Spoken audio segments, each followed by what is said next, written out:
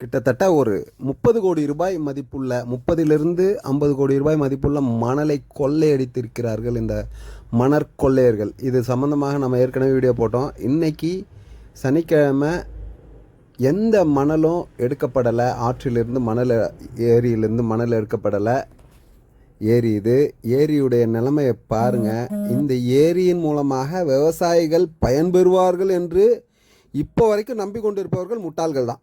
ஏன்னா இதில் அங்கங்கே பாருங்களேன் எவ்வளோ பெரிய பள்ளங்கள். இந்த பள்ளத்தை தாண்டி இதை சட்ட உரிமை உறவுகளோடு போய் பார்த்தோம். இந்த பள்ளத்தை தாண்டி தண்ணி விவசாயத்திற்கு பயன்பெறக்கூடிய வகையில் இருக்கும் அப்படின்றத நம்பினா நம்ம தான் முட்டாள்தனம். பாருங்கள் போகக்கூடிய வழி எவ்வளோ கொடூரமாக இருக்குது. மணற்கொள்ளையை நிரந்தரமாக தடுப்பதற்கான முயற்சியில் நாம் தொடர்வோம். இதுவே நமக்கு கிடைத்த மிகப்பெரிய வெற்றிதான். நன்றி. தொடரும் நமது சமூக பணி.